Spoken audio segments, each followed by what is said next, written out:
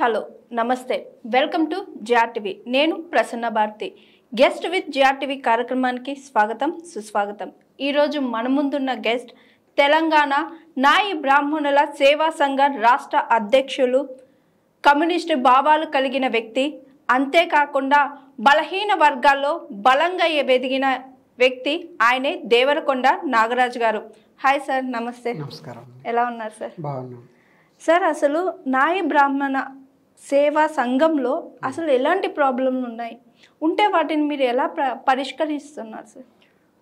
నాయి బ్రాహ్మణులు రెండు రాష్ట్రాలు డివైడ్ అయిన తర్వాత తెలంగాణ రాష్ట్రంలో 2.5% జనాభా ఉన్నారు।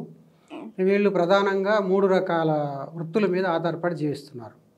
ఒకటి ఎయిర్ కటింగ్ సెలూన్స్ ద్వారాగా, రెండవది సంగీత వాయిద్య వృత్తి ద్వారాగా, మూడవది ఇతర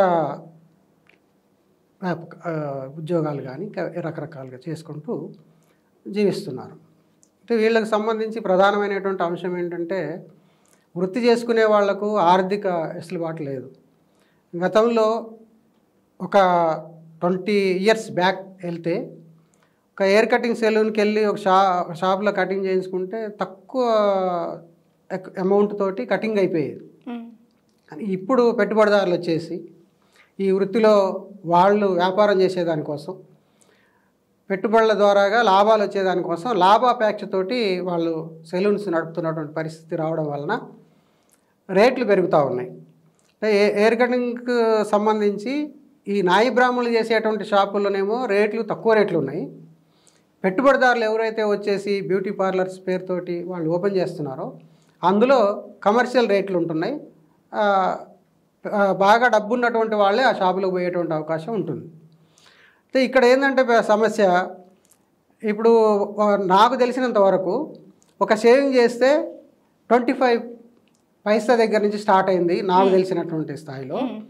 అది ₹1 అయింది, రూపాయి అయింది, ₹2 అయింది, ₹5 అయింది, ₹10 అయింది, అట్లా ఎదుగుతూ వచ్చింది। నేను చెప్పేది దాదాపు 50 ఇయర్స్ బ్యాక్ నుంచి। వీళ్ళు పావలా తీసుకున్నప్పుడు ₹2 కటింగ్కి తీసుకున్నప్పుడు వచ్చే ఆదాయం ఎప్పటికప్పుడు వాళ్ళ కుటుంబాన్ని పోషించుకోవడానికే సరిపోయేది। వాళ్ళకి వెనకాల వేసుకోవడానికి ఏమీ ఉండేది కాదు। పని చేసిన రోజు కుటుంబం వెళ్తుంది, పని చేయకపోతే ఏమీ లేదు, అది పరిస్థితి। అయితే వీళ్ళు షాపుల్లో పనిచేస్తూ ఉంటే మహిళలు ఇంటి దగ్గర ఉండేవాళ్ళు, వాళ్ళు ఏం చేసేవారంటే ఎవరన్నా కాస్త ఎంప్లాయీస్ ఉండి కొద్దిగా స్థాయి కలిగినటువంటి వాళ్ళు ఉంటే వాళ్ళ ఇళ్లలో ఈ భాషలను రుద్దడానికి పోవడం, వాళ్ళు ఇచ్చేటువంటి అట్లాంటి వేతనం తీసుకొచ్చుకొని భర్త భార్యలు ఇద్దరు పని చేసుకొని కుటుంబాన్ని పోషించుకోవడం తప్ప ఆర్థికంగా ఎట్లాంటి ఎదుగుబద్దల ఈ వృత్తి ద్వారాగా వాళ్ళకి లేదు। ఇది కేవలం సేవా వృత్తిగానే కొనసాగింది। ఇంకా గ్రామీణ ప్రాంతంలో పోతే గ్రామాల్లో సంవత్సరం అంతా చేస్తే ఒక 12 కిలోల వడ్లు ఇచ్చేవాళ్ళు, అంటే మానికలు అంటారు అక్కడ। 12 కిలోల వడ్లు ఇస్తే సంవత్సరం అంతా చేస్తే వీళ్ళకి ఏమొస్తుంది చెప్పండి? తర్వాత పండగ వచ్చిందంటే పండగకి మేము వచ్చామని చెప్పని పోయి ఇంటింటికి అన్నం వండుకొని వచ్చి తినేటువంటి పరిస్థితి ఉండేది। తర్వాత రైతులు కళ్ళంలో ఏదన్నా ధాన్యం పంటకు సంబంధించింది చేసినప్పుడు అక్కడికి పోయి మోపులు అడుక్కొచ్చుకోవటం, లేకపోతే ధాన్యం ఏదన్నా కందిపప్పు కానీ ఇట్లాంటి కొన్ని అడుక్కొచ్చుకునేటువంటి విధానం కొనసాగేది। అంటే సేవా వృత్తిగానే ఉంది తప్ప ఈ వృత్తి మీద ఆదాయం వచ్చేటువంటి వృత్తిగా లేదు। వీళ్ళు ఏమైనా సేవ చేయటం, బతకడం, అడుక్కోవడం, తినడం, ఇది కొనసాగుతూ వచ్చింది। ఇప్పుడు ఈ మధ్య కాలంలో 10, 15, 20 ఇయర్స్ నుంచి మార్పులు వచ్చేస్తున్నాయి। మార్పులు వచ్చేసి ఈ పెట్టుబడిదారులు వచ్చేసిన తర్వాత ఈ షాపులు పెట్టే విధానంలో మార్పు వస్తున్న తర్వాత ఇప్పుడు కొంచెం ఆదాయం కటింగ్ చేస్తే ఒక 100, 150, 200 అట్లా తీసుకునే పరిస్థితికి వచ్చారు। వేరే షాపుల్లో అయితే ₹1000, ₹1500, ₹2000 ఒక్క రోజు ఒక సెలూన్కి వెళ్ళి బయటకు వస్తే ఇవాళ ₹1,00,000 బిల్లు చేసే స్థాయి సెలూన్స్ కూడా ఉన్నాయి। ఆ స్థాయికి ఎదిగింది ఈ వృత్తి। అయితే ఇది వీళ్ళకి అందట్లేదు, నాయి బ్రాహ్మణ్స్కి అందట్లేదు। కారణం ఏంటంటే వీళ్ళ దగ్గర పెట్టుబడి లేదు కాబట్టి, వాళ్ళని అందుకోవడానికి కావాల్సినటువంటి వనరు లేదు కనుక ఆ పరిస్థితి ఎదురవుతుంది। మేము దీని మీద మా సంఘంగా స్టడీ చేసి మేము మొత్తం ఒక 10 దేశాలలో ట్రైనింగ్ ఇచ్చేటువంటి ఈ కంపెనీల ద్వారా ట్రైనింగ్ ఇచ్చేటువంటి వాళ్ళని మా క్యాస్ట్ వాళ్ళనే కూర్చోబెట్టి, ఇగో ఈ విధంగా ఉంది, నాయి బ్రాహ్మణ్స్ వెనకబడిపోతూ ఉన్నారు, వీళ్ళకి ఏదన్నా మనం ఒక ట్రైనింగ్ ఇస్తే బాగుంటుంది అనేది మేము ఒక కాలేజీ ఓపెన్ చేయాలనుకున్నాం దీని విషయంలో. ఓకే. కాలేజీ ఓపెన్ చేయాలనుకొని దానికి సంబంధించి స్టడీ చేసి దాని రిపోర్ట్ అంతా తయారు చేసి ఏమేమి ఐటమ్స్ కావాలి ఏం కావాలనేది చేస్తే ఒక 10 years బ్యాకే ఈ ప్లాన్ చేశాం. దానికి మ్యాక్సిమం ఎంత లేదన్నా కూడా ఒక 20 లక్షల రూపాయలు పెట్టుబడి అవసరం వచ్చింది. మేము గవర్నమెంట్ దగ్గర పోయి మాకు 20 లక్షలు ఏమైనా లోన్ ఇవ్వండి, మేము దీన్ని ఒక కాలేజీ ఓపెన్ చేయాలనుకుంటున్నాం అని చెప్పని అడిగితే ఏ గవర్నమెంట్ కూడా సహకరించలేదు. మేము కూడా ఆర్థికంగా 20 లక్షలు పెట్టుబడి పెట్టలేక మా సంఘంగా దాన్ని ముందుకు తీసుకురాలేకపోయాం. ఇప్పటికి కూడా ప్రభుత్వాలు ఎవరెవరికో ఏదేదో స్కీములు పెడుతున్నారు, ఏదో చేస్తున్నారు, కానీ నాయ బ్రాహ్మణుల అభివృద్ధికి ఉపయోగపడే విధంగా ఎట్లాంటి పథకాలు సరైనటువంటి పద్ధతుల్లో ఇంతవరకు రాలేదు. ఇది ఈ క్షౌర వృత్తికి సంబంధించినటువంటి అంశం. రెండవది ఏంటంటే వాయిద్య వృత్తి ఉంది. సార్, ఇక్కడ నాకు ఒక చిన్న డౌట్. సౌర వృత్తిలో ఇప్పుడు మీరు సెలూన్స్ గురించి చెప్పారు కదా సార్, ఇప్పుడు సెలూన్స్ వల్ల మీకు ఆర్థికంగా చాలా వరకు దెబ్బ తగులుతుంది, పడింది కూడా మీ వృత్తి వాళ్ళకి. మరి ఈ సెలూన్స్ మీద ప్రభుత్వానికి కానీ లేదంటే మీ సంఘం ద్వారా కానీ ఎలాంటి యాక్షన్ తీసుకోలేదా? ఈ యాక్షన్ విషయంలో గత కేసీఆర్ గారు గవర్నమెంట్లో అప్పుడు బీసీ మినిస్టర్గా గంగుల కమలాకర్ గారు ఉన్నారు. ఆయన దృష్టికి తర్వాత ఈ నాయ బ్రాహ్మణులకు సంబంధించినటువంటి అంశాన్ని, అంటే ఇప్పుడు ఇతర పక్క రాష్ట్రాల్లో నుంచి చాలామంది మన తెలంగాణకి వలసలు వస్తూ ఉన్నారు. ఈ వలసలు వచ్చేసి సెలూన్స్ ఇవన్నీ కూడా వర్కర్స్గా ఓనర్స్గా మొత్తం వాళ్ళు సొంతం చేసేసుకుంటున్నారు. దీని మీద మేమేం చేసామంటే రాష్ట్రంలో ఎవరైతే స్థానికంగా ఇప్పటి వరకు సేవ చేస్తూ తరతరాలుగా వస్తున్న వాళ్ళైతే ఉన్నారో స్థానికులు, వాళ్ళకి నాయి బ్రాహ్మణ అనేటువంటి క్యాస్ట్ సర్టిఫికెట్ ఆధారంగా ఈ లోకల్ ఆధార్ కార్డు లోకల్ ఆధారంగా చేసుకొని స్థానికులైనటువంటి వాళ్లకు ఒక లైసెన్స్, ఫ్రీ లైసెన్స్ ఇచ్చి, లైసెన్స్ ఉన్న వాళ్ళే ఈ సెలూన్ పెట్టాలి.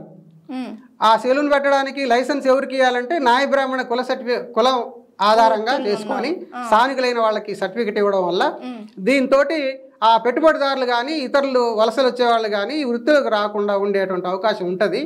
ఎక్కడైనా ఒక షాప్ పెడుతున్నారంటే మాకు నష్టం జరుగుతుంది, షాప్ పెట్టొద్దు అనే దాని మీద కూడా మా వాళ్ళు అడిగేటువంటి అవకాశం ఉంటుంది. ఎక్కడైనా అలాంటి సందర్భం వచ్చినప్పుడు వాళ్ళని అడుగుతున్నప్పుడు పోలీసు వాళ్ళు ఏమంటున్నారంటే మీకు ఏమైనా జీవో ఉందని కూడా అడుగుతున్నారు. కాబట్టి దాన్ని దృష్టిలో పెట్టుకొని ఒక జీవో పాస్ చేయండి అని చెప్పని అడిగాం కేసీఆర్ గారిని. అడిగితే అది అమల్లోకి రాలేదు, వచ్చి ఉంటే బాగుండేది, వృత్తికి రక్షణ దొరికేది. అది ఇప్పుడు ఆర్థికంగా కూడా ఇప్పుడు నాయ బ్రాహ్మణ ఫెడరేషన్ అనేది ఒకటి ఉంది. ఇది ఎన్టీ రామారావు గారి గవర్నమెంట్లో మేము పోరాడి సాధించుకున్నాం. ఆ ఫెడరేషన్కి నిధులు దపదపాలుగా కొంత వస్తూ ఉన్నారు. 2004లో వైఎస్ రాజశేఖర రెడ్డి గారు అధికారంలోకి వచ్చారు. అయితే 2004కు ముందు ఈ ఫెడరేషన్ ద్వారాగా సొసైటీలు ఏర్పాటు చేసి ఆ సొసైటీలో సభ్యులుగా ఉన్న వాళ్ళకి ఆ సొసైటీ సభ్యులకు ఒక్కొక్కరికి 1000 రూపాయల చొప్పున లోన్ ఇచ్చేవారు. మీరు చూడండి, 1000 రూపాయల లోన్ అంటే దేనికి సరిపోతుంది? ఒక చైరు కూడా రాదు. ఇవాళ ఒక్క చైరు 3-4 లక్షల రూపాయల ఖరీదు కలిగిన చైర్స్ ఉన్నాయి. అయితే 1000 రూపాయల లోన్ ఇచ్చిన తర్వాత ఆ సొసైటీ సభ్యులు ఆ 1000 రూపాయలు కట్టకపోతే, ఈ 1000 రూపాయలు కట్టలేదు కాబట్టి మీకు లైఫ్లో ఇక మేము ఎప్పుడు కూడా లోన్ ఇవ్వడానికి మీరు అర్హులు కారు అని చెప్పని ప్రభుత్వ అధికారులు వీళ్ళకి ఎదురుగా చెప్పేవాళ్ళు. దాన్ని మేము సంఘంగా ఏం చేసామంటే ఈ 1000 రూపాయలు ఇచ్చారు, వాళ్ళకి రెడ్ మార్క్ పెట్టేశారు, జీవితానికి ఇక ఇదే పోలీస్ స్టాప్ అని మీరుగా మళ్ళీ లోన్ ఇచ్చే అవకాశం లేకపోతే ఎట్లాగా, ఇది కరెక్ట్ కాదు కదా, దీన్ని సబ్సిడీ కింద తీసుకొని మొత్తం మాఫీ చేయండి అని చెప్పని రాజశేఖర రెడ్డి గారిని అడిగాము. ఆయన 6 కోట్ల రూపాయలు అప్పటి వరకు రాష్ట్ర వ్యాప్తంగా 1000 రూపాయలు తీసుకున్న బాకీలు ఉన్నాయి. ఈ 6 కోట్లు కూడా మాఫీ చేసేసారు. అంటే మీకు బ్యాంకు రుణం కూడా 1000 రూపాయల వరకే పరిమితం, ఇంకా దానికి మించి ఏమి ఉండదు. సొసైటీ నాయ బ్రాహ్మణ ఫెడరేషన్ ద్వారాగా సొసైటీ సభ్యులకి 1000 రూపాయలు మాత్రమే ఇచ్చేది. Oh my God. ఆ 1000 రూపాయలు కూడా తీర్చకపోతే లేదని చెప్పని ఇవ్వలేదు, మళ్ళీ రెండోసారి ఇవ్వలేదు. ఇవ్వకపోయేసరికి దాన్ని సబ్సిడీగా తీసుకొని మాఫీ చేయాలని అంటే వైఎస్ఆర్ గారు మాఫీ చేశారు. దాని తర్వాత 2004లో వైఎస్ఆర్ గవర్నమెంటు మొట్టమొదటి సంతకం రైతులకు ఉచిత కరెంటు అని చెప్పనేది సంతకం చేశారు. అప్పుడు మేమేం చేశాము, రాష్ట్ర వ్యాప్తంగా మేము రైతుల మీద ఆధారపడి జీవిస్తున్నాం. రైతులకు క్షౌరం చేస్తే వాళ్ళు ఇంతో అంతో ఇస్తే దాని మీద ఆధారపడి మా కుటుంబాన్ని పోషించుకుంటున్నాం. కాబట్టి రైతుల మీద ఆధారపడి జీవించే మేము మా యజమానులైన రైతులకే మీరు కరెంటు ఫ్రీగా ఇచ్చారు కదా, మరి మాకెందుకు ఇవ్వరు? మేము అర్హులమే కదా, ఇంకా కింది స్థాయి వాళ్ళం కదా.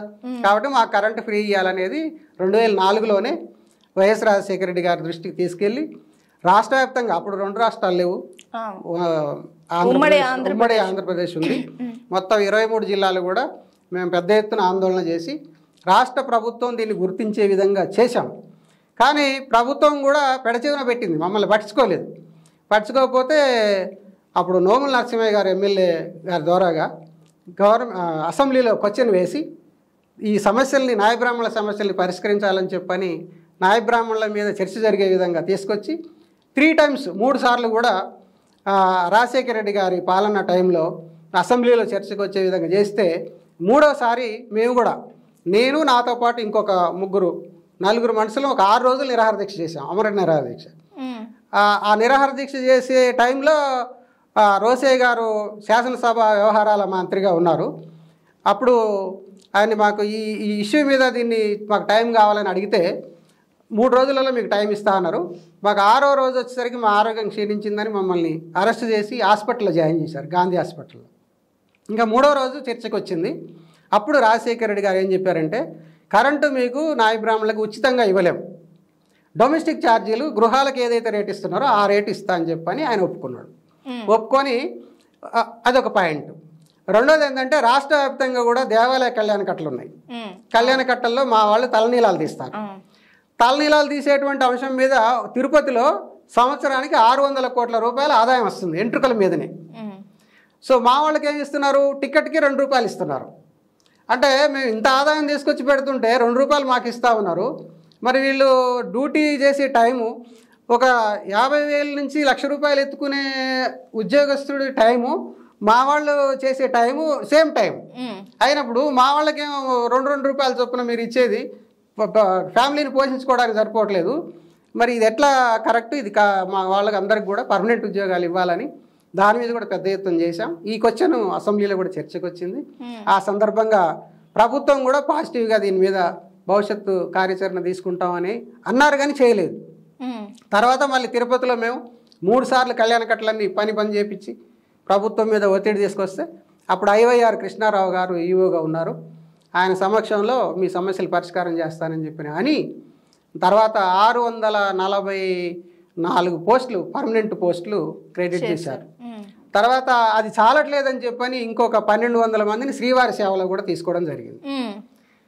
ఇదే సమయంలో మహిళా క్షురకుల సమస్య ముందుకు వచ్చిందమ్మ.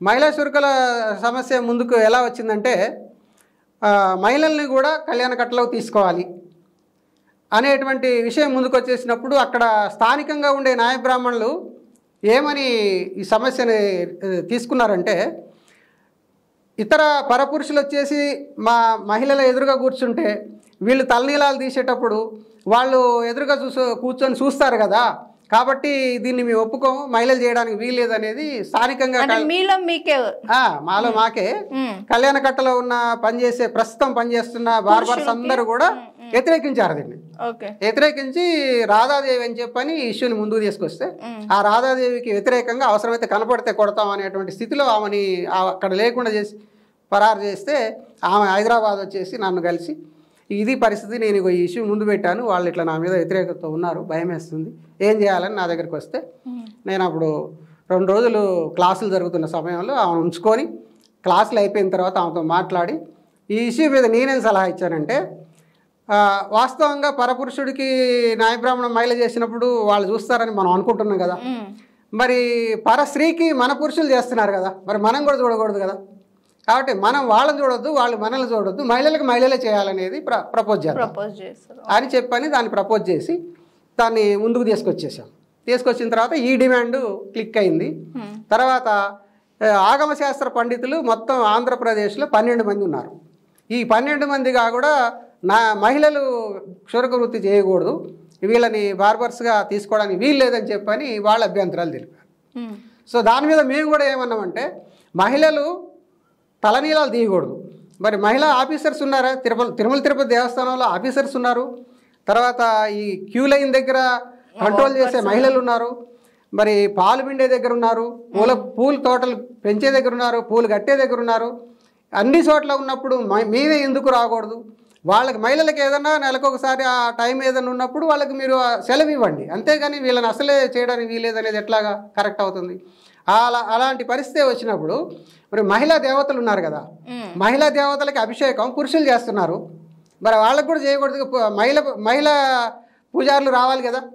అరే దాని మీద చర్చ తీసుకొచ్చి కోర్టులో వేస్తే కోర్టు కూడా మాకు ఫేవర్గా సానుకూలంగా స్పందించి తీర్పిచ్చిన తర్వాత అప్పుడు మహిళల్ని బార్బర్స్గా తీసుకున్నారు. ఇప్పుడు 2 రాష్ట్రాల్లో కూడా ప్రతి టెంపుల్లో మహిళా క్షురకులు కూడా పనిచేస్తూ ఉన్నారు. అది కూడా పెద్ద ఒక మైలురాయి లాంటిది దాని పోరాటంలో. సో తిరుపతిలో ఒక 644 పోస్టులు రావటం కూడా అది గొప్ప విషయమే. తర్వాత ఇక రాష్ట్ర వ్యాప్తంగా పెద్ద ఉద్యమం తెలంగాణ ఆంధ్ర ఏర్పడడం, దాని తర్వాత ఇప్పుడు తెలంగాణ రాష్ట్రంలో కళ్యాణకట్లకు సంబంధించి యాదగిరిగుట్ట కూడా తిరుమల తిరుపతి దేవస్థానం ఆ రాష్ట్రంలో ఎలాగ ఉందో ఇక్కడ కూడా అదే విధంగా చేయాలని కేసీఆర్ గారు పట్టుదలతోటి ఆ టెంపుల్ని అట్లా డెవలప్ చేశారు. అక్కడ 96 మంది ఇప్పుడు పనిచేస్తున్నారు యాదగిరిగుట్ట టెంపుల్. మహిళలు పురుషులు ఇద్దరు కూడా ఉన్నారు. మేమేమంటున్నాం అంటే ఈ 96 మందికి కూడా పర్మనెంట్ చేయండి. ఇంకా భక్తులకి బార్బర్స్ అవసరం ఉంది. స్థానికంగా ఉన్నవాళ్ళు కొంతమంది అక్కడ ఉన్నటువంటి సెలూన్స్ రోడ్ల వెడల్పులోనో ఏదో రకంగా పోయినటువంటి వాళ్ళు ఉన్నారు, వాళ్ళని కూడా తీసుకోండి. కాబట్టి ఈ 96 మందికి పర్మనెంట్ చేసి కొత్త వాళ్ళని కూడా తీసుకోవడం వల్ల తర్వాత వీళ్ళు రిటైర్ అయిపోతూ ఉంటే మళ్ళీ వాళ్ళు కూడా పర్మనెంట్ అయ్యేటువంటి అవకాశం వస్తుంది, వాళ్ళని కూడా సెట్ చేయొచ్చు. కాబట్టి అది చేయాలని చెప్పని మేము గవర్నమెంట్ దృష్టికి తీసుకుపోయాం. ప్రాసెస్ జరుగుతుంది కానీ ఇంతవరకు ఇంకా అమలు కాలేదు. అంగీకారం కూడా చేస్తున్నారు, కేసీఆర్ గారు పర్మనెంట్ చేస్తున్నారు కానీ అది అమలు కాలేదు. అది అమలు అయి ఉంటే బాగుండేది. సరే ఏమైనా సరే దానికోసం మేము ఇంకా పోరాడాల్సిన అవసరం ఉంది. సార్ ప్రజెంట్ అంటే ఇప్పుడున్న సిచ్యువేషన్లో నాయి బ్రాహ్మణుల సామాజికంగా ఆర్థికంగా వాళ్ళ పరిస్థితులు స్థితిగతులు ఎలా ఉన్నాయి సార్? నాయ బ్రాహ్మణులు సామాజికంగా ఆర్థికంగా అనే అంశానికి వచ్చేసినప్పుడు ఈ క్షౌర వృత్తి అనేది ఆ నాయ బ్రాహ్మణుల వృత్తికి వచ్చేస్తే మహిళ ఒక శిశువుకి జన్మనిచ్చేటప్పుడు మంత్రసానిగా మా మహిళలే చేస్తారు. వాళ్ళు జన్మనిచ్చేటప్పుడు ఈ భూమి మీదకి రావడానికి స్వాగతించే వాళ్ళు మా వాళ్ళే.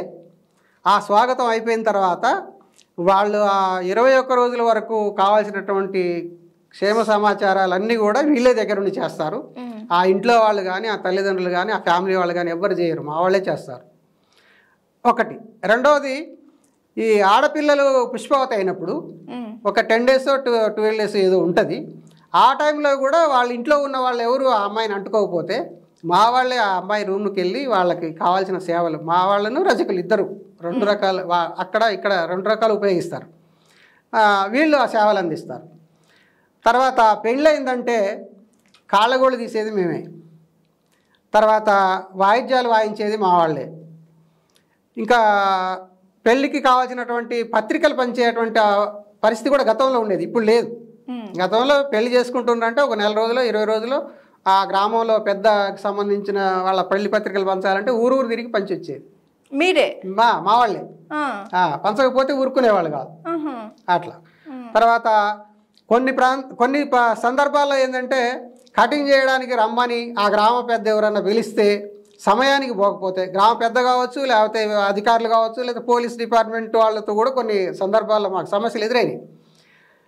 నేను సమయానికి పిలిచినప్పుడు రాలేదనేటువంటి సందర్భాన్ని తీసుకొని మా వాళ్ళ మీద ఇబ్బందికరమైనటువంటి యాక్షన్ కూడా తీసుకున్న సందర్భాలు ఉన్నాయి. అంటే ఈ రకంగా సామాజికంగా అరే ఒరే అని అంటాం, మహిళల్ని అసే ఒసే అనే పద్ధతులు, తర్వాత కులం పేరుతోటి దూషించే విధానం, ఇవన్నీగా కూడా ఇప్పటికి కూడా పని లేని మంగళోడు పీలి తలకాయ గొరిగిండు అనే శాస్త్రం చాలా సందర్భాల్లో అసెంబ్లీల దగ్గర కానీ లేకపోతే పొలిటికల్ లీడర్స్ మాట్లాడుతున్న సమయంలో కూడా మనం వింటున్నాం ఇప్పుడు కూడా. అంటే ఇట్లా కులం పేరుతోటి సంబోధించేటువంటి విధానం ఉంది. ఇది సామాజికంగా మాకు చాలా చిన్నతనం అనిపిస్తుంది. కాబట్టి దీని మీద ఇప్పుడు ఆంధ్ర రాష్ట్రంలో జగన్ గారు ఒక జీవో పాస్ చేశారు. ఏమనంటే నాయి బ్రాహ్మణ్ అనే కులం పేరుతోటి ఎవరు దూషించినా సరే ఆ పేరుతోటి వచ్చినటువంటి సందర్భంగా దూషించినటువంటి వాళ్ళ మీద యాక్షన్ తీసుకునే విధంగా చట్టంలో దాన్ని పొందుపరిచి ఒక జీవో తీసుకురావడం జరిగింది. ఇప్పుడు ఎవరైనా అట్లాంటి పరిస్థితి ఉంటే వాళ్ళ మీద యాక్షన్ తీసుకునే అవకాశం ఏపీలో ఉంది, కానీ తెలంగాణలో లేదు. ఇక్కడ కూడా మేము ఆ జీవోని ఇవ్వాలి, మాకు అట్లాంటి రక్షణ కల్పించాలని చెప్పని అడుగుతున్నాం. ఇది సామాజికంగా ఉన్న సమస్య.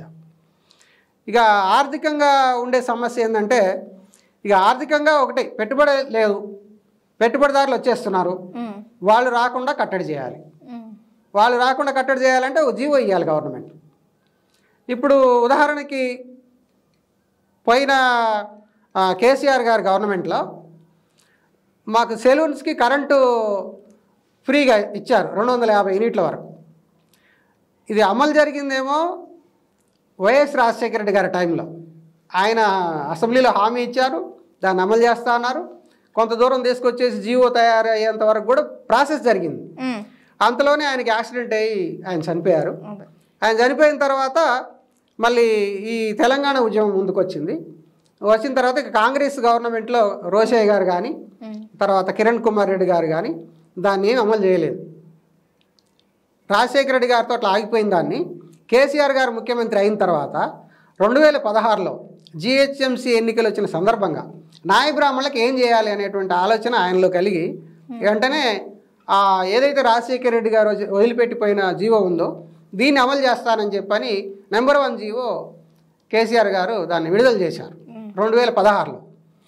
2016 నుంచి 2021 వరకు దాని పని చేయలే. ఆ జీవో ఇచ్చారు కానీ అది అమల్లోకి రాలేదు. అమల్లోకి రాకపోవడం వల్ల అది అట్లానే ఆగిపోయింది. మేము 2021లో మళ్ళీ ప్రభుత్వ దృష్టికి తీసుకెళ్ళి 5 ఏళ్ళు అయిపోయింది, మళ్ళీ జిహెచ్ఎంసీ ఎన్నికలు వచ్చేసినాయి, ఆ జీవో పని చేయలేదు, మరి ఏంటని చెప్పని మళ్ళీ మేము ముఖ్యమంత్రి గారి దృష్టికి తీసుకెళ్తే అప్పుడు 3 రోజులలో ఆయన మళ్ళీ ప్రెస్ మీట్ పెట్టేసి నాయ బ్రాహ్మణులకి పూర్తిగా కరెంటు ఫ్రీగా ఇస్తున్నాను అని చెప్పని నాయ బ్రాహ్మణులకు రజకులకు అని చెప్పేసి ప్రకటించారు. ప్రకటించి 2021లో ఒక జీవో ఇచ్చారు. అది పూర్తిగా కాకుండా 250 యూనిట్లకు పరిమితం చేశారు.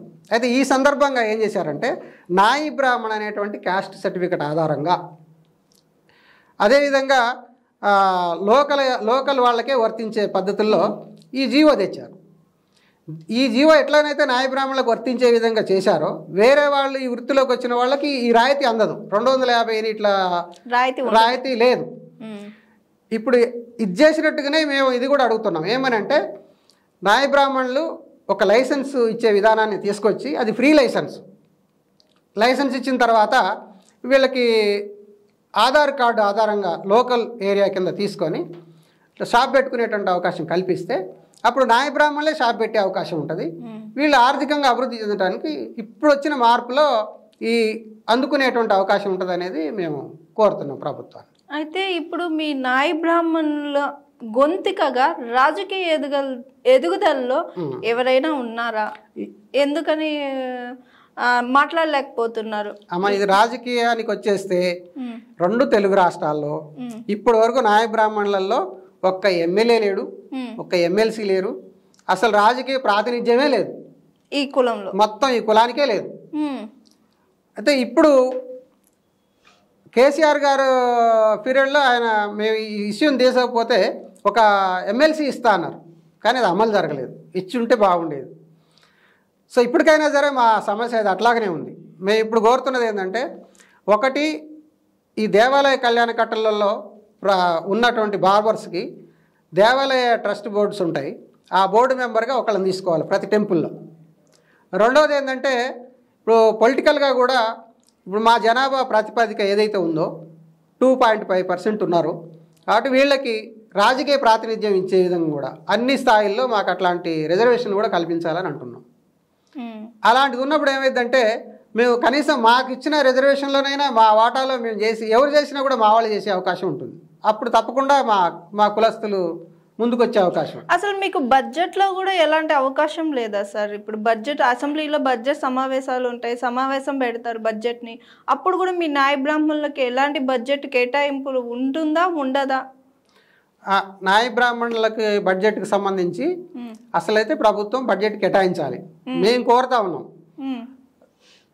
నాయ బ్రాహ్మణ ఫెడరేషన్ అనేది ఒకటి ఉంది. ఈ ఫెడరేషన్కి రాష్ట్ర వ్యాప్తంగా మొత్తం తెలంగాణలో 3000 సొసైటీలు అనుబంధమై ఉన్నాయి.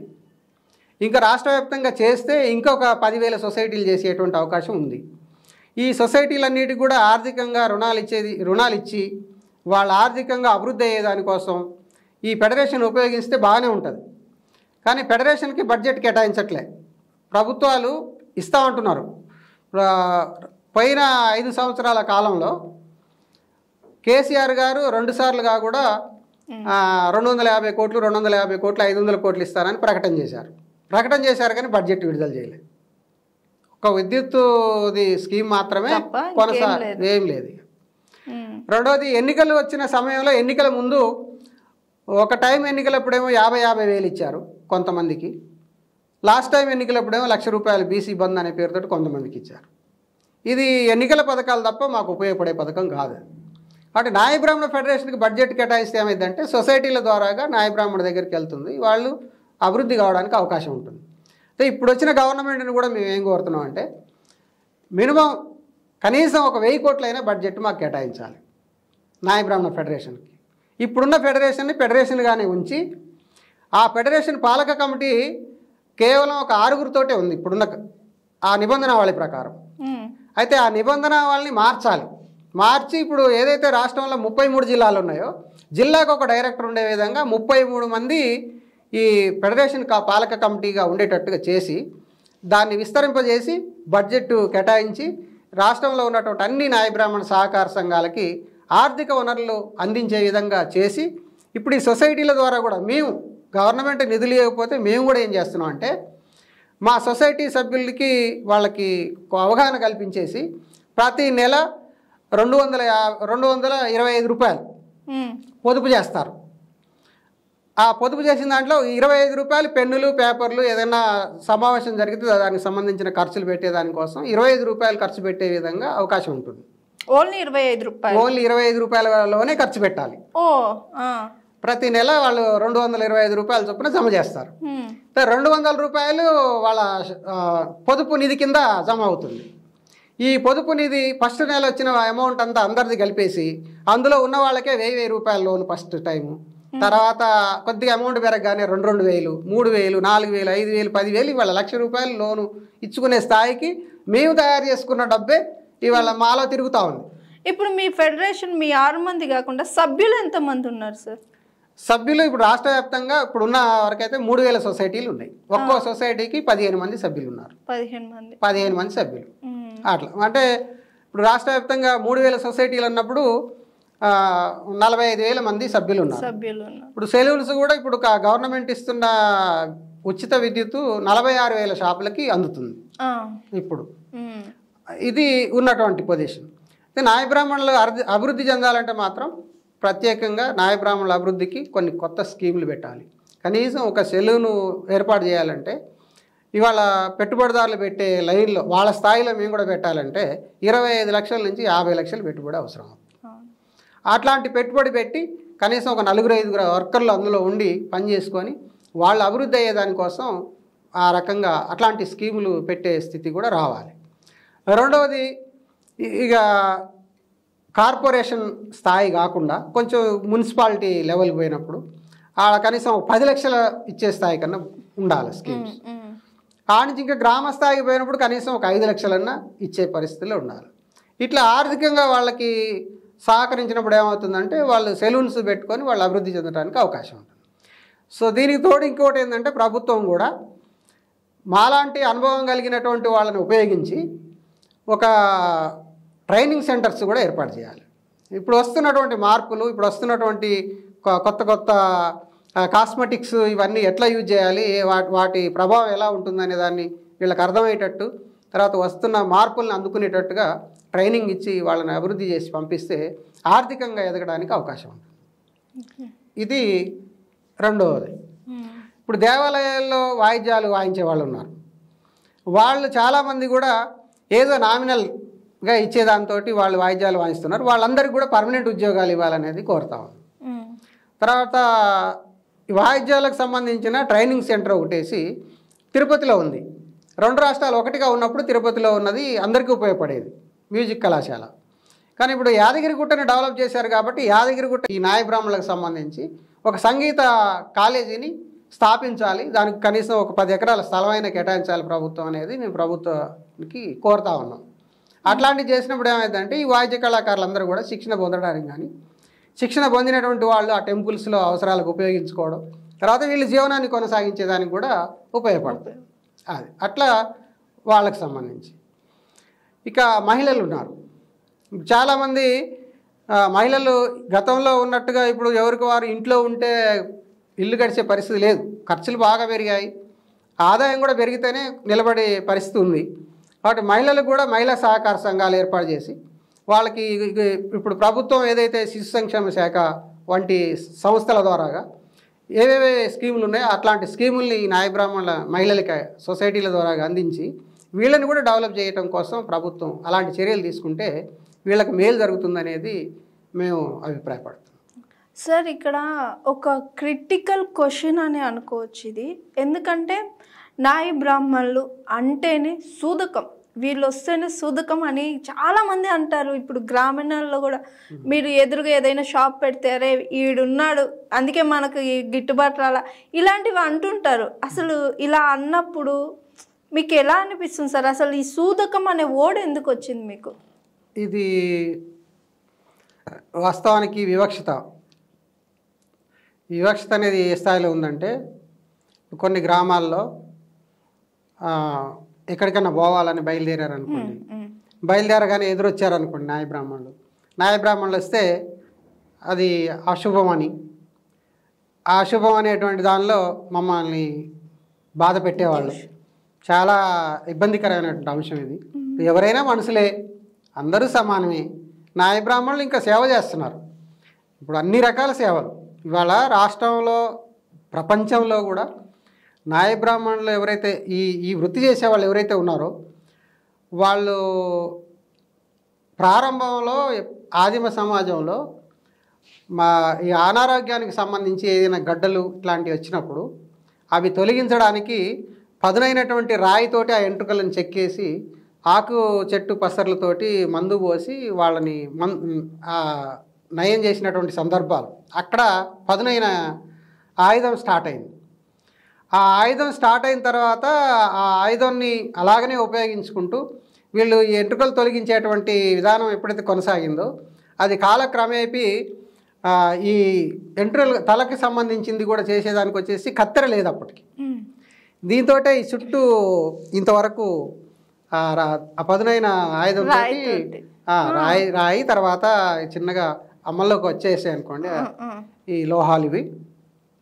దాంతో వాళ్ళు ఇవి తీసేవాళ్ళు.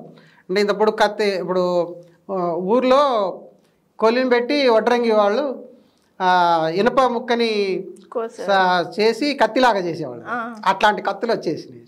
ఆ కత్తులతోటి ఇక ఆపరేషన్లు చేయటం కానీ ఇట్లాంటివన్నీ ఇక దాంతో స్టార్ట్ అయింది. అప్పుడు ఇవన్నీ సున్నితమైనటువంటి వస్తువులు లేవు. అయితే ఈ కత్తి ఎప్పుడైతే వచ్చేసిందో ఈ వృత్తి వాళ్ళే చేయడం, ఈ నైపుణ్యత వాళ్ళకే ఉంది, వేరే వాళ్ళకి లేకపోవడం వల్ల ఈ వృత్తి అప్పటి నుంచి చేస్తా వస్తూ ఉన్నారు. అంటే వైద్యం వీళ్ళకే స్టార్ట్. ఈ ఏదైతే చెడు రోమాలు ఎంట్రుకలు ఉన్నాయో వాటిని తొలగించేది కూడా వీళ్ళే. అంటే క్షౌర వృత్తి, వైద్య వృత్తి, ఈ రెండింటితో పాటు ఒక మహిళ ఇది మన డెలివరీ అయ్యే టైంలో ఆమె ఉండేటువంటి బాధ దానిలో నుంచి ఉపశమనం కలిగించే విధంగా వాయిద్యాలు కూడా సౌండ్స్ అవన్నీ సంగీతం తర్వాత వచ్చింది కానీ ముందు సౌండ్స్ వాళ్ళకి ఎట్లా దోస్తే అట్లా సౌండ్ అట్లా చేసేవాళ్ళు. ఆ సౌండ్ వాయిద్యం ఈ మూడిటితో స్టార్ట్ అయింది. ఈ వాయిద్యం మాదే, ఇప్పుడు వైద్యం మాదే, ఈ ఎయిర్ కటింగ్ చేసేది మాదే. అక్కడి నుంచి వస్తూ ఉన్నాము. అయితే ఈ సమాజంలో మొట్టమొదటి సేవలు అందించేది జన్మనిచ్చే దగ్గర మొదలు పెడితే చనిపోయేంత వరకు, చనిపోయినప్పుడు కూడా తలనీలాలు తీయాలి. తలకొరి పెడతారు కదా, వాళ్ళకి తలనీలాలు తీయాలి, వాళ్ళని అంటూ తీర్చేసేయాలి. ఆ తలనీలాలు తీసి వాళ్ళ దాంట్లో మునిగి వచ్చేస్తే అంటుపోయినట్టు అనమాట. అంటే మీరు తొలగించాలి. అంటే ఈ విధంగా మొత్తం ఈ సాంప్రదాయం సంబంధించిన సంస్కారం అంతా మా చేతుల మీదుగా జరుగుద్ది. మైలపూలు పెళ్ళయ్యేటప్పుడు మైలపూలు పోసినా కూడా మైల తీయటం అంటే చెడు తీసేయడం అనమాట. మహిళ తీయగానే వెంటనే వాళ్ళ మీద ఉన్న బట్టలు విడిచేసి నాయ బ్రాహ్మణులకు ఇస్తారు, ఇక అయిపోద్ది, వాళ్ళు వేరే బట్టలు వేసుకుంటారు. అట్లా అంటే మొదటి నుంచి కూడా ఇట్లా సమాజానికి ఉపయోగపడుతూ వస్తున్నటువంటి ఈ కమ్యూనిటీని ఎదురుగా వస్తే అశుభం అనేటువంటిది ఏదైతే ఉందో అది చాలా అన్యాయం. మా కమ్యూనిటీకి చాలా బాధాకరమైనటువంటి అంశం అన్నమాట.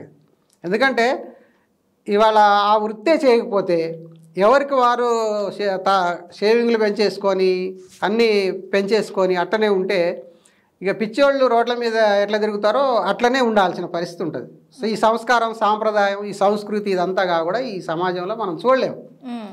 కాబట్టి ఈ వృత్తిదారులకి అలాంటి గౌరవం, మర్యాదలు అవన్నీ లేవు.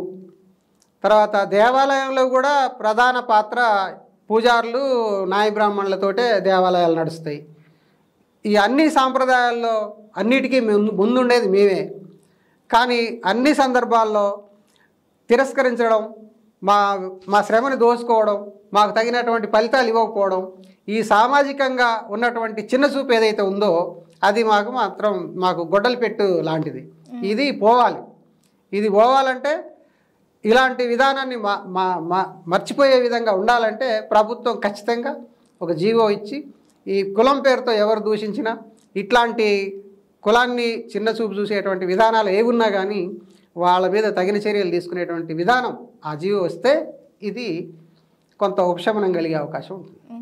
అదే మీరు చెప్పినట్టే ఫస్ట్ వైద్యుడు నాయ బ్రాహ్మణుడే, ఫస్ట్ వైద్యురాలు అంటే నర్సు ఆమె కూడా నాయ బ్రాహ్మణుడే, అట్లాగే ఫస్ట్ మంత్రి అన్న కూడా నాయ బ్రాహ్మణుడే. ఎందుకంటే ఒక భూస్వామి దగ్గరకు పోయినా, ఒక రాజు దగ్గరకు పోయినా ఆయన గడ్డం కొరుకుతూ చెప్పే విషయాలను బట్టే అప్పట్లో రాజులు పరిపాలించే అనే ఇది కూడా వచ్చింది.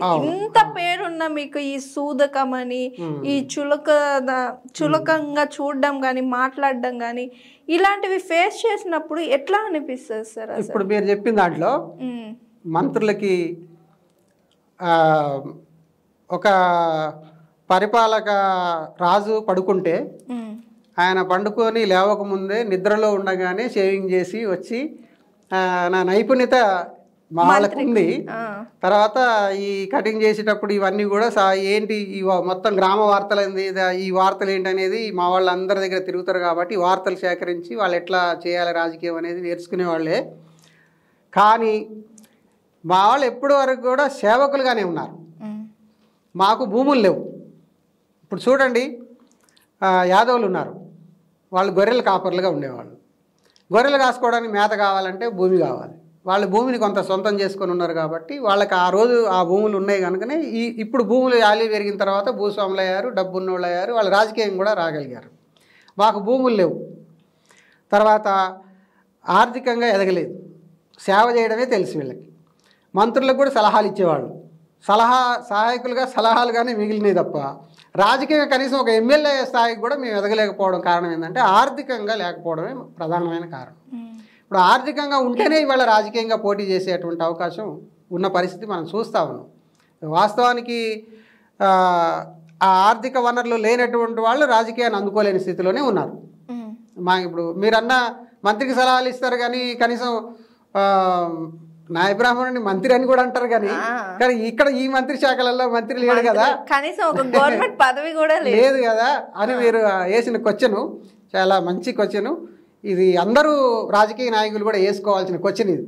ఇప్పుడు పరిపాలన చేసే వాళ్ళు ఎవరైనా సరే ఈ క్వశ్చన్ వేసుకొని వీళ్ళు సేవకులు సమాజానికి మనకంటే ఎక్కువ వీళ్ళు సేవ చేస్తున్నారని వాళ్ళు అనుకొని మా సేవా వృత్తి చేస్తున్నటువంటి ఈ కులానికి ఖచ్చితంగా రజకులు కానీ నాయ బ్రాహ్మణులు కానీ వీళ్ళిద్దరు లేకపోతే రజకులు బట్టలు ఉతకపోతే ఎట్టుంటుంది? ఇక ఆ మురికి బట్టలు వేసుకొని ఉంటే అది మానవులాగానే ఉంటారు. కాబట్టి చేనేత వాళ్ళు బట్టలు నేయకపోతే ఎట్టుంటుంది? కుమ్మరి వాళ్ళు కుండలు చేయకపోతే ఎట్లుంటుంది? ఈ వృత్తులన్నీ కూడా ఒక మనిషి శరీరంలో ఈ అవయవాలు ఎలాగనైతే పనిచేసినాయో ఈ వృత్తుల ద్వారాగా వచ్చే ఉత్పత్తులన్నీ కూడా సమాజం నడవడానికి ఆ విధంగా ఉపయోగపడ్డాయి. కానీ ఇప్పుడు ఈ అన్ని వృత్తుల్లోకి పెట్టుబడిదారులు వచ్చేసి మొత్తం వృత్తులన్నీ సర్వనాశనం చేసి వాళ్ళ లాభాపేక్షతోటి గడుపుతూ వాళ్ళే ఇవాళ పరిపాలనలో ఉన్నారు. ఎవరైతే లాభాపేక్షతోటి ఆర్థికంగా ఎదిగారో ఆ డబ్బుని పెట్టుబడిగా పెట్టి ప్రజలని వాళ్ళ వైపు మళ్లించుకొని వాళ్ళే పరిపాలన చేస్తూ ఉన్నారు. అట్లాంటి పరిస్థితుల వల్లనే మేము ముందుకి పోలేనటువంటి స్థితి అందులో ఉంది. సార్ ఇక్కడ నాకు ఇంకొక చిన్న డౌట్, ఇప్పుడు రజకుల వృత్తి నాయి బ్రాహ్మణుల వృత్తి సేమ్ ఉంది అంటే ఇప్పుడు ఒక పెళ్లిలోకి వెళ్ళినా లేదంటే ఏది చేసినా కూడా రజకులు కూడా చేస్తున్నారు. కొన్ని దగ్గరలో ఈ నాయి బ్రాహ్మణ్స్ని మంగళోళ్ళని కూడా అంటారు, కొన్ని దగ్గర అన్ని దగ్గరలో అంటారు. సో ఇది అది సేమ్ కమ్యూనిటీలోకి రాదు కదా సార్. కానీ మీకు ఎప్పుడైనా అంటే రజకులకి మీకు ఎప్పుడైనా ఇది మేమే చేయాలని చెప్పి ఏదైనా చిన్న డిస్కషన్ లాంటిది కానీ వాళ్ళు కూడా మీ మీద పోరాటాలు చేయడం కానీ ఇలాంటి సంఘటనలు ఏమైనా జరిగాయా సార్? అంటే ఇప్పుడు ఉదాహరణకి ఎవరైనా చనిపోయారనుకోండి, వాళ్ళని కర్మకాండాలు చేసిన తర్వాత గుండు చేసినప్పుడు ఆ ఒంటి మీద ఉన్న బట్టలు నాయ బ్రాహ్మణులే తీసుకునేవాళ్ళు. అంటే ఇప్పుడు కొన్ని చోట్ల ఏమవుతుందంటే రజకులు మాకే వస్తాయని చెప్పని వాళ్ళు కూడా అడుగుతాయి, మాకు వస్తాయని చెప్పని వాళ్ళు ఇడిచేసిన బట్టల కాడ పోటీ పడతా ఉన్నాం. కానీ మేము కూడా కలిసి మాకు కావాల్సిన రాజకీయ ప్రాతినిధ్యం కాడ పోటీ పడి ముందుకు వెళ్తే బాగుంటుంది. కానీ ఇప్పుడు మా స్థాయి వీళ్ళు ఆ స్థాయి దాటి ముందుకు రాలేదు కాబట్టి ముందు చూపు ఇది కనపడట్లేదు కనుక అట్లాంటి సమస్య వస్తుంది. రెండవది ఏంటంటే ఇప్పుడు పుష్పావతి అయినప్పుడు కొన్ని సందర్భాలలోనేమో నాయ బ్రాహ్మణులు చేస్తారు, కొన్ని సందర్భాలలో రజకులు చేస్తారు. సో మా ఇల్లు నువ్వెందుకు చేసినావు మీ అనేది అక్కడ ఘర్షణ వస్తుంది. తర్వాత మాకే నాయ బ్రాహ్మణులు ఒక గ్రామంలో తరతరాలుగా చేస్తూ వస్తున్నటువంటి వాళ్ళు వేరే వాళ్ళు వచ్చేసి ఆ గ్రామంలో చేస్తానంటే కూడా ఒప్పుకోరు. మా గ్రామం ఇది వతనం, మాకు సంబంధించింది, మా తాతల నాటి నుంచి ఉన్నది కాబట్టి అది ఒక ఆస్తిగా భావించి మీరెవరు వేరే ఇతరులు రావడానికి వీల్లేదని చెప్పని స్థానికులు అడ్డుపడతారు. ఇప్పుడు కూడా ఉంది ఆ విధానం.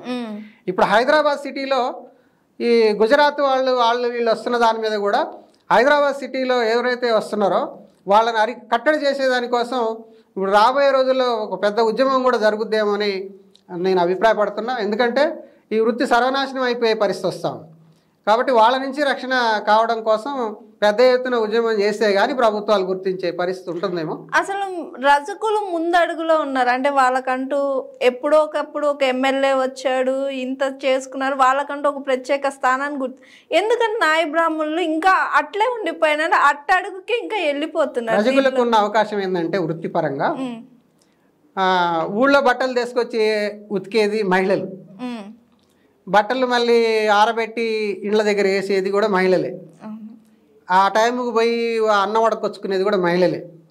కాబట్టి రజక వృత్తి మహిళలు చేస్తారు. తర్వాత ఇస్త్రీ షాప్ పెట్టారంటే మొత్తం ఒక బట్టలన్నీ తీసుకొచ్చి షాపులో పెట్టి ఈరోజు కాకపోతే రేపు ఇస్తానని చెప్పి టైం పెట్టి ఇచ్చే అవకాశం వాళ్ళకు ఉంటుంది. కానీ మాది అట్లా కాదు, మా వాళ్ళు లేడీస్ చేసే వృత్తి కాదు, ఇది జెంట్సే చేస్తారు. అయితే ఆయన మీద ఆధారపడి ఫ్యామిలీ ఎంత నడవాలి. ఇప్పుడు నువ్వు తలకాయ ఇక్కడ పెట్టిపో నీ కటింగ్ చేసి నేను తర్వాత చేస్తలే అని చెప్పి అంటానికి లేదు కదా. ఎంత పెద్ద రాజకీయ నాయకుడు వచ్చినా ఆడ కూర్చోవాల్సిందే, ఎంత పెద్ద పోలీస్ ఆఫీసర్ వచ్చినా ఆడ కూర్చొని చేయించుకొని పోవాల్సిందే. లేదు వాళ్ళు ఇక్కడ దాకా రాలేదంటే మేమైనా ఇంటికి పోయి చేసి రావాలి. అది ఇక్కడ సమస్య ఏంటంటే సమయానికి రాకపోతే మా మీద మళ్ళీ వాళ్ళు దాడులు చేస్తూ ఉన్నారు. కరీంనగర్ జిల్లాలో ఒక పోలీసు ఆఫీసరు పిలిచిన సమయానికి రాలేదని చెప్పని మావాడిని పిలిపించి పోలీస్ స్టేషన్లో వాళ్ళు గుండు కొరికిచ్చి ఊరేగింపు చేశారు. దాని మీద మేము రాష్ట్ర వ్యాప్తంగా పెద్ద ఎత్తున ఆందోళన చేశాం. అంటే రాలేదనే దాని మీద కూడా మా మీద ఇట్లాంటి దౌర్జన్యాలు జరుగుతూ ఉన్నాయి. అంటే ఈ రజక వృత్తికున్న ఈ వృత్తికున్న తేడా ఏంటంటే ఆ వృత్తి కనీసం అక్కడ పెట్టి రేపు చేస్తాననే అవకాశం ఉంది. పురుషులు కొంచెం వెసులుబాటుగా తిరిగి రావడానికి మహిళలు వృత్తి చేస్తారు. అంటే మా వృత్తిలో మాత్రం ఈ పురుషులు తిరిగి రావడానికి మహిళలు తోడ్పడేది కాదు. రెండోది ఏంటంటే మీరు ఎప్పుడొచ్చినా మనిషి వస్తే చేయాల్సిందే తప్ప మళ్ళీ తర్వాత చేస్తలే మీరు ఇక్కడ ఒక వస్తువుని పెట్టుకొని మేము చేసి పెడతామనే వృత్తి కాదు ఇది. కాబట్టి ఎప్పుడు అప్పుడే చేయాలి, మేము ఎదురుగా కాసుకొని ఉండాల్సిందే. ఉదయం 6 గంటలకు షాప్ తీస్తే రాత్రి 10, 10:30 వరకు కూడా ఆ షాప్ వదిలిపెట్టుకోకుండా ఉండాలి. ఒకవేళ షాప్ వదిలిపెట్టి ఎక్కడికన్నా మా వాళ్ళు ఏదో ఒక సందర్భంలో బయటికి వెళ్ళారంటే ఆ కస్టమర్ వచ్చేసి ఏమయ్యా నేను 4 సార్లు వచ్చినా, నేను ఎప్పుడు వచ్చినా నువ్వు ఉండలేదు, నువ్వు నీది అట్లా ఇట్లా అని వాళ్ళ పదాలు వాళ్ళు వాడుతుంటారు. అందుకని ఏమైనా కూడా మేము అట్లనే కట్టుబడి ఉండాల్సిన పరిస్థితి ఉంది. కాబట్టి రాజకీయంగా కానీ ఇంకా వేరే దానికి వ్యాపకాల్లో పోవడానికి అవకాశం లేకుండా ఇదొకటి అడ్డుంది. ఒకటి ఆర్థిక పరిస్థితి, రెండోది సామాజిక పరిస్థితి, మూడోది మాలో దాన్ని ముందుకు పోయేటువంటి అవకాశాన్ని వినియోగించుకునే విధంగా కూడా లేకపోవడం. ఈ రకంగా వెనకబడిపోతున్నారు రజకులకి మాకున్నటువంటి తేడా. సార్, ఇప్పుడు మీరు నాయ బ్రాహ్మణుల రాష్ట్ర అధ్యక్షులుగా పనిచేస్తూనే చేతి వృత్తుల వాళ్ళకు కూడా సహకరిస్తున్నారు సార్. ఈ రెండు ఎలా బ్యాలెన్స్ చేసుకుంటూ వస్తున్నారు? అంటే ఇప్పుడు చేతి వృత్తులు అనేవి ఒకదానికొకటి సంబంధం కలిగి ఉంటాయి.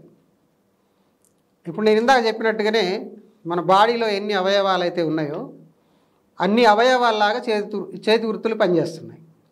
కాబట్టి ఈ అన్ని వృత్తులు కూడా ఒక వృత్తికి ఒక వృత్తి తోడుగా, అంటే ఇప్పుడు నాయ బ్రాహ్మణులకు అన్యాయం జరుగుతుందంటే ఇతర వృత్తుల వాళ్ళు కూడా మాకు సపోర్ట్గా వచ్చారనుకోండి, అప్పుడు కొంచెం దానికి బలం పెరుగుతుంది. కాబట్టి బలం పెరిగే దానికోసం ఒకరికొకరు బలహీనులందరూ ఏకమైతే కానీ ఇంకా ఎవరైతే మా మీద దాడి చేస్తున్నారో వాళ్ళని ఎదుర్కొనేటువంటి శక్తి మాకు వస్తుంది. ఇప్పుడు గ్రామీణ ప్రాంతంలో మేము ఏదైతే వివక్షత ఎదుర్కొంటున్నామో అలాంటి వివక్షత ఎదుర్కొనే ఇతర వృత్తులు కూడా ఉన్నాయి. ఇప్పుడు చెప్పులు కుట్టేవాళ్ళు ఉన్నారు అనుకోండి, ఆ చెప్పులు కుట్టేవాళ్ళు వాళ్ళు కుట్టిన చెప్పులు వేసుకోవడానికి వీళ్ళు బాగానే ఉంటుంది, గౌరవంగా మంచిగా కిర్రు అంటే వేసుకొని పోతారు. కానీ ఆయన్ని ముట్టుకోరు. మేమున్నాం, మమ్మల్ని కూడా ఇంట్లోకి రానియరు, బయటనే కటింగ్ చేయాలి. ఆ కటింగ్ అయిపోయిన తర్వాత కటింగ్ చేయించుకున్న ఆయన తలకు స్నానం చేసిన తర్వాతనే ఇంట్లోకి పోవాలి. అంటరాని వాళ్ళ కింద మమ్మల్ని కూడా చూస్తారు. అట్లాగా ఇప్పుడు కుమ్మరి వాళ్ళు ఉన్నారు, కుండలు తయారు చేస్తారు అనుకోండి, కుండలు ఇవ్వాలి, ఆడ నీళ్ళు చల్లి వాటిని తీసుకొని పోయిన తర్వాత వాళ్ళు యూజ్ చేసుకుంటారు. ఇట్లా ఏ వృత్తి అయినా కానీ ఆ వృత్తుల్ని చిన్నచూపు చూడడమే తప్ప ఆ వృత్తులకు తగినటువంటి గౌరవం లేదు. ఆ గౌరవం దీని మీద ఆర్థిక వనరులు వచ్చేటువంటి సమయంలో పెట్టుబడిదారులు వచ్చేసి ఈ వృత్తుల్ని, ఇవాళ కుమ్మరి వృత్తమ్మ ఏ గ్రామంలో కూడా కుండల మీద ఆధారపడి బతికే పని లేకుండా మొత్తం అల్యూమినియం వచ్చేసింది, రాగి, ఇత్తడి, రకరకాలుగా లోహాలతోటి పాత్రలు తయారు చేస్తూ ఉన్నారు. అవన్నీ షాపులో మార్కెట్లో దొరుకుతున్నాయి, ఇంటి దగ్గరికి వచ్చి బండ్ల మీద అమ్ముతున్నారు. ఇక కుమ్మరాయన చేసేటువంటి వస్తువులు ఏం అవసరం ఉంది? ఏం అవసరం లేదు. ఆ వృత్తి అలాగనిపోతుంది. ఇప్పుడు చేనేత వృత్తిదారులు ఉన్నారు. చేనేత వృత్తిలో కూడా ఇప్పుడు మరం మగ్గాలు అవన్నీ మిషన్లు వచ్చేసినాయి. ఇప్పుడు షోలాపూర్ నేను వెళ్ళా, మొత్తం ఆ మిషన్లన్నీ చూసాం. పెద్ద పెద్ద ఫ్యాక్టరీలాగా ఉన్నాయి. ఆ ఫ్యాక్టరీలలో లారీలతో లోడ్లు తోలేంత వస్త్రాలు నేతలు నేస్తున్నారు. అవి మొత్తం మార్కెటింగ్కి వచ్చేస్తున్నాయి. మరి అట్లాంటివి వచ్చిన తర్వాత ఈ చేనేత వృత్తిదారులు ఏదో గ్రామాలు పెట్టుకొని ఒక నెల రోజులు ఒక శారీ నేసారు అనుకోండి, ఇప్పుడు దీనికి కాస్ట్ చూస్తే ఇది కాస్ట్ ఎక్కువ, దీని మీద శ్రమ ఎక్కువ, ఆయన చేసిన దానికి తగిన ఫలితం కూలి కూడా గిట్టదు. మరి వాళ్ళకున్న వీళ్ళకున్న తేడా అది అట్లా. అందుకని ఇట్లా ఇప్పుడు వాళ్ళ చెప్పులు కుట్టేవాళ్ళు ఉన్నారు. మీరు ఎక్కడికి పోయినా చెప్పుల షాపులు అన్నీ కూడా ఆ కులానికి సంబంధించిన వాళ్ళే కావు. ఈ అల్యూమినియం తయారు చేస్తున్న వస్తువులంతా కూడా కుమ్మరోళ్ళకి సంబంధించినటువంటివి కావు. ఇప్పుడు బ్యూటీ పార్లర్ లాంటిది పెట్టి నడిపే వాళ్ళందరూ కూడా నాయ బ్రాహ్మణులకు సంబంధించిన వాళ్ళు, పెట్టుబడిదారులంతా కూడా నాయ బ్రాహ్మణులు గారు. అంటే ఈ వృత్తుల్లో వచ్చిన ఏ వృత్తిలోనైనా సరే ఇతర కులాల వాళ్ళు, పెట్టుబడిదారులందరూ కూడా ఇతర కులాల వాళ్ళే. బ్రాహ్మణ్స్ కూడా చెప్పులకు షాపులు పెట్టుకున్నారు. అంటే ఇతర కులాల వాళ్ళ ఈ వృత్తుల్లోకి వచ్చి పెట్టుబడులు పెట్టడం వల్ల ఈ వృత్తిలో తరతరాలుగా వస్తున్నటువంటి వాళ్ళు అట్లానే వెనకబట్టుబడిపోయారు. ఆ కారణం చేతనే ఆర్థికంగా ముందుకు పోలేని పరిస్థితి. సార్, ఇప్పుడు నాయ బ్రాహ్మణులకు లేదా ప్రభుత్వం మీ తరపున ఆర్థికంగా కానీ సామాజికంగా కానీ ప్రభుత్వం తరపున కానీ ఎలాంటి డిమాండ్స్ ఉన్నాయి మీకు? ప్రభుత్వం ఎలాంటి డిమాండ్స్ నెరవేర్చాలని మీరు కోరుకుంటున్నారు ప్రభుత్వానికి?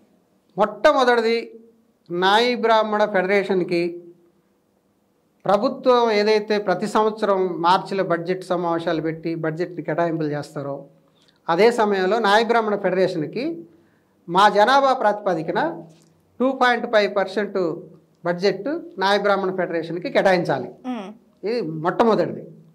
రెండోది ఏంటంటే ఈ నాయ బ్రాహ్మణ ఫెడరేషన్ ఇప్పుడున్నది ఏదైతే 5-6గురితో పాలక వర్గం నిబంధనావళి ప్రకారం ఉందో దాన్ని జిల్లాకు ఒక డైరెక్టర్ ఉండే విధంగా చేసి దానికి పాలక కమిటీ ఇమ్మీడియట్గా ఏర్పాటు చేయాలి.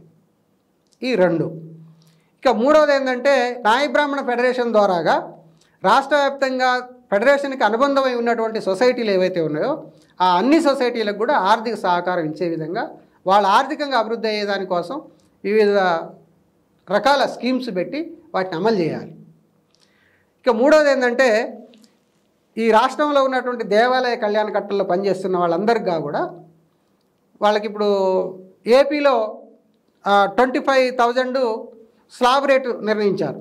ప్రతి బార్బర్కి టెంపుల్లో ఆదాయం లేకపోయినా సరే 25,000 ఇవ్వాలి. ఆ విధంగా ఒక జీవో పాస్ చేశారు. అట్లనే మన తెలంగాణలో కూడా యాదగిరిగుట్ట ఇంకా పెద్ద టెంపుల్స్ ఒక 4 దాకా ఉన్నాయి. ఆ 4 టెంపుల్స్ అందరికి పర్మనెంట్ చేసి మిగతా వాళ్ళందరికీ కూడా వాళ్ళకి తగినంత శాలరీలు ఇచ్చే విధంగా నిర్ణయం చేస్తే వాళ్ళకు కూడా మేలు జరుగుతుంది. అది టెంపుల్స్కి సంబంధించి. తర్వాత ఎంట్రుకల ఆదాయం వస్తుంది. ఇప్పుడు యాదగిరిగుట్ట ఎంట్రుకలు దాదాపు 100 కోట్లు పోతుంది. ఆ 100 కోట్లలో కనీసం ఇప్పుడు ఒక బార్బర్ షాప్లో ఒక హెయిర్ కటింగ్ చేసే వర్కర్ పనిచేస్తే ఆయన మొత్తం రోజంతా చేసిన పనిలో 50% షాప్ ఓనర్ తీసుకొని 50% వర్కర్కి ఇస్తున్నాడు. ఇప్పుడు అదే దామాషా ప్రకారం పోతే ఇప్పుడు యాదగిరిగుట్టలో 100 కోట్లు వస్తే 50 కోట్లు టెంపుల్ అభివృద్ధికి తీసుకొని 50 కోట్లు మాకిస్తే మా వాళ్ళు వాళ్ళ అభివృద్ధికి ఉపయోగించుకుంటారు కదా. కాబట్టి ఎంట్రుకల మీద వచ్చే ఆదాయం అంతా గవర్నమెంటే తీసుకుంటుంది. ఓన్లీ టికెట్ బేస్ మీదనే ఇవాళ 50 రూపాయల టికెట్ అయితే 30 రూపాయలు ఇచ్చే విధంగా ఒక జీవో పాస్ చేశారు ఈ మధ్యనే. దాని మీద టికెట్కి 30 రూపాయలు ఇస్తున్నారు. ఇది పర్మనెంట్ చేసేటువంటి విధానాన్ని ముందుకు తీసుకురావాలి. ఇక వాయిద్య కళాకారులు టెంపుల్లో చాలామంది కూడా 1,500, 2,000, 3,000 అట్లా ఇస్తున్న వాళ్ళు ఉన్నారు. వాళ్ళందరికీ కూడా పర్మనెంట్ చేయాలి. ఇక కొన్ని కులాల వాళ్ళకి కొన్ని వృత్తుల వాళ్ళకి 50 సంవత్సరాలు వయసు నిండిన వాళ్ళకి ప్రభుత్వం పింఛన్ ఇస్తూ ఉంది ప్రత్యేకంగా. వాళ్ళకి స్పెషల్ జీవోలు విడుదల చేసి నాయ బ్రాహ్మణులకు కూడా అదేవిధంగా 50 సంవత్సరాలు నిండి, ఎందుకంటే వీళ్ళు వృత్తి చేయడానికి 50 సంవత్సరాలు నిండిన తర్వాత వయసు వచ్చిన తర్వాత వాళ్ళు చేయలేరు, చిన్నప్పటి నుంచి చేస్తూ వస్తాము. కాబట్టి 50 సంవత్సరాలు నిండిన వాళ్ళకి పింఛన్ ఇవ్వాలి. 60 సంవత్సరాలు వచ్చేదాకా ఆపితే ఇది కరెక్ట్ కాదు.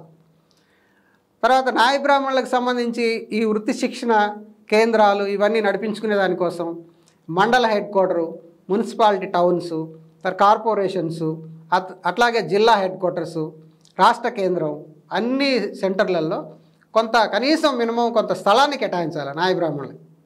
ఇప్పుడు రజకులకు ధోబీ ఘాట్స్కి ఎట్లాగైతే కేటాయిస్తున్నారో నాయ బ్రాహ్మణులకు కూడా కేటాయిస్తే ఆ ప్లేస్ను ఉపయోగించుకొని మేము వృత్తిపరమైన ట్రైనింగ్స్ ఇచ్చుకోవడానికి కోసం ఇది ఉపయోగపడుతుంది. అట్లా ఈ స్కీములు అమలు చేయాలి.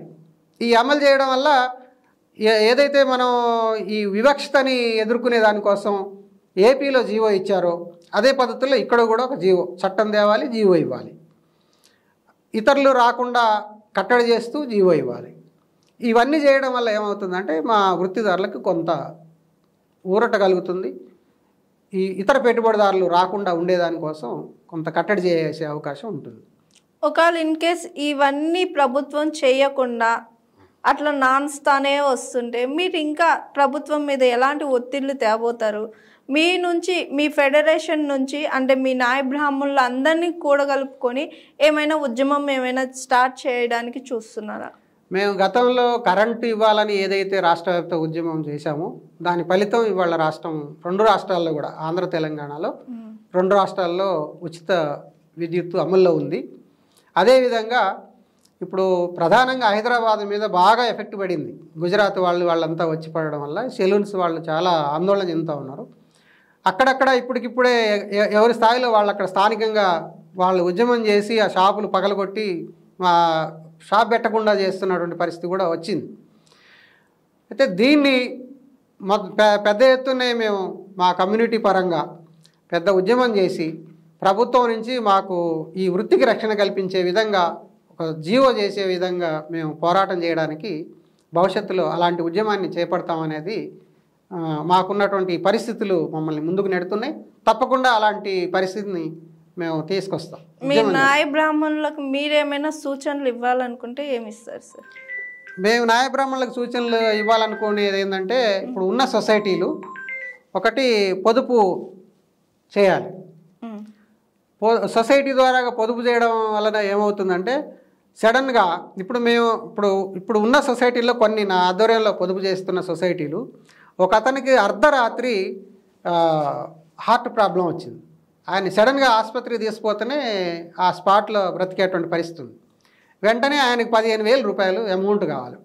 అప్పుడు దానికి 15,000 వేసి సరిపోతాయి. కానీ ఆయన 15,000 ఆయన దగ్గర లేవు.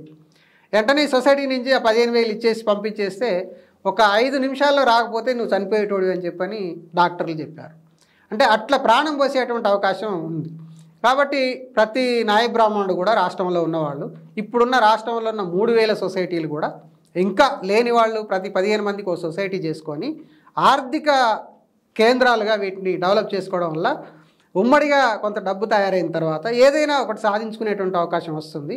కాబట్టి ఆర్థికంగా అభివృద్ధి అయ్యేదానికోసం సొసైటీలని వాటిని ఉపయోగించుకునే పద్ధతుల్లో పొదుపు స్టార్ట్ చేయాలని చెప్పని నేను ప్రతి ఒక్కరికి కూడా సూచన చేస్తున్నా.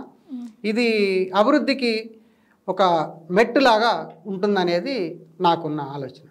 ఇక రెండవది, రాష్ట్రంలో ఉన్న అన్ని కళ్యాణ కట్టల వాళ్ళు వాళ్ళ డిమాండ్స్ నెరవేరేంత వరకు కూడా వాళ్ళు పోరాటం చేసి సాధించుకునే విధంగా వాళ్ళు కూడా ఐకమత్యంగా ముందుకు సాగాలనేది రెండో అంశం. మూడో అంశం ఏంటంటే, సెలూన్స్కి సంబంధించి కూడా ఏదైతే ఈ ప్రభుత్వం నుంచి మాకు జీవో కావాలంటున్నామో ఆ జీవో వచ్చేంత వరకు ప్రతి ఒక్క నాయ బ్రాహ్మణుడు పెద్ద ఎత్తున పోరాటం చేసి దీన్ని సాధించుకునే విధంగా ఉండాలి. ఇక ఇప్పుడు ప్రజెంట్గా ఉన్నటువంటి పరిస్థితి ఏంటంటే, వచ్చిన ఈ కాంగ్రెస్ గవర్నమెంటు జనవరి 2వ తారీఖు నాడు నేను డిప్యూటీ సీఎం గారిని కలిశాను, బట్టి విక్రమార్క గారిని. అట్లాగనే పొన్నం ప్రభాకర్ గారిని కలిశాను. గత ప్రభుత్వం మాకు 250 యూనిట్ల కరెంటు ఫ్రీగా ఇస్తున్నారు. మరి మన గవర్నమెంట్ వచ్చింది కదా, మరి ఇప్పుడు దాన్ని మళ్ళీ కొనసాగింపుగా మీరు దీన్ని అమలు చేయాలనే దాని మీద వారిద్దరిని కలిసి వాళ్ళకి మెమోరాండం ఇవ్వడం జరిగింది. దాని మీద స్పందించి మరుసటి రోజే పొన్నం ప్రభాకర్ గారు ప్రెస్ మీట్ పెట్టేసి, మేము రజకులకి నాయ బ్రాహ్మణులకి 250 యూనిట్ల స్కీమ్ని మేము మళ్ళీ కొనసాగిస్తాం, అమలు చేస్తామని చెప్పని ప్రకటన చేశారు. దాని తర్వాత ఒక 6 రోజుల్లో ఒక జీవో పాస్ చేశారు. 50 కోట్ల బడ్జెట్ దీనికి అవసరం ఉంది. అంటే ఉన్న డ్యూలు అవన్నీ కూడా కట్టేదానికోసం బడ్జెట్ కేటాయించడం, ఆ జీవో ఇవ్వడం, దాని తర్వాత ప్రాసెస్ జరిగింది. ఇప్పుడు వరకు ఎంతవరకు వచ్చేసిందంటే, విద్యుత్తుకి డబ్బు చెల్లించేంత వరకు ప్రాసెస్ జరిగింది, కానీ ఇంకా పూర్తి కాలేదు. ఒక సంవత్సరం నుంచి దాదాపు విద్యుత్ శాఖలకి ఈ సబ్సిడీ అమౌంట్ అందలేదు. ఇది అందకపోవడం వల్ల ఏం చేస్తున్నారంటే, సెలూన్స్ దగ్గరికి పోయి మీది చాలా డ్యూ వచ్చేసింది, బిల్లు కట్టండి లేకపోతే కరెంటు కట్ చేస్తామని భయపెడుతున్నారు. ఇంకా ఎక్కడ కూడా అధికారులు కట్ చేయట్లేదు, ప్రభుత్వం చెప్తుంది పూర్తిగా. కానీ అది కూడా ప్రభుత్వం వెంటనే చర్యలు తీసుకొని ఆ కరెంటు డ్యూస్ ఏవైతే ఉన్నాయో ఆయా శాఖలకు సంబంధించింది వెంటనే చెల్లించేసి, ఈ నాయ బ్రాహ్మణులని వచ్చి మీకు కరెంటు కట్ చేస్తాం, మీది డ్యూ ఉంది అనేటువంటి పరిస్థితి లేకుండా ఇప్పుడున్నటువంటి గవర్నమెంట్ తక్షణమే చర్య తీసుకోవాలి. ఇప్పుడున్నటువంటి గవర్నమెంట్ వెంటనే నాయ బ్రాహ్మణ ఫెడరేషన్కి ఆ పాలక కమిటీని పెంచి పాలక కమిటీ ఏర్పాటు చేయాలి. మేము కోరుతున్నటువంటి విధంగా బడ్జెట్ 2.5% బడ్జెట్ మాకు కేటాయించాలి. తర్వాత నాయ బ్రాహ్మణ వృత్తికి రక్షణ కల్పించే విధంగా జీవో ఇవ్వాలి. మేము ఎదుర్కొనే వివక్షత, మా పైన జరుగుతున్న దాడుల్ని అరికట్టేదానికోసం ఏపీలో ఇచ్చిన విధంగా ఇక్కడ కూడా చట్టం తీసుకొచ్చి జీవో ఇవ్వాలి. ఇట్లా మాకు ఏదైతే 50 సంవత్సరాలు నిండిన వాళ్ళు ఉన్నారో వాళ్ళందరికీ కూడా పింఛన్స్ ఇవ్వాలి. ఈ స్కీమ్స్ అన్నీ కూడా అమలు చేయాలి. తర్వాత నాయ బ్రాహ్మణులు చనిపోయిన వాళ్ళు ఎవరైతే చనిపోతారో వాళ్ళకి కనీసం ఒక 5 లక్షల నుంచి 10 లక్షలు జీవిత బీమా ఉండే విధంగా కూడా ప్రభుత్వం అలాంటి స్కీమ్ కూడా తేవాలి. ఈ రకమైనటువంటి పద్ధతుల్లో మమ్మల్ని ప్రభుత్వం ఆదుకోవాలి, మాకు రక్షణగా ఉండాలి. మా స్కీమ్స్ అన్నీ అమలు చేసేదానికోసం అవసరమైనటువంటి ఆర్థిక వనరులు సమకూర్చి ప్రభుత్వం మాకు సహకరించాలని చెప్పని మేము కోరుతున్నాం. ఓకే, చాలా థ్యాంక్ యూ సార్. మీ నాయ బ్రాహ్మణుల్లో జరుగుతున్న వివక్షని ప్రభుత్వం మీకు ఎలాంటి తోడ్పాటు లేకుండా, అంటే ఎలాంటి హెల్ప్ లేకుండా మీ ఫెడరేషన్ నుంచి మీ నాయ బ్రాహ్మణులకి మీరు ఎలాంటి సహాయం చేస్తున్నారో తెలియజేసిన దానికి మీరు మీ ద్వారా మీరు ప్రభుత్వానికి విజ్ఞప్తి చేసిన ప్రతి అంశాన్ని ప్రభుత్వం గుర్తించి అంటే మా ఛానల్ ద్వారా మీకు న్యాయం చేయాలని మా ఛానల్ ద్వారా కూడా మేము కోరుకుంటున్నాం. చాలా థ్యాంక్ యూ సార్. నమస్కారం. Thank you. చూసారు కదండి ఇవాల్టి మన గెస్ట్ దేవరకొండ నాగరాజు గారు. మరోసారి మరో గెస్ట్తో మళ్ళీ కలుద్దాం. చూస్తూనే ఉండండి GRTV. నమస్తే.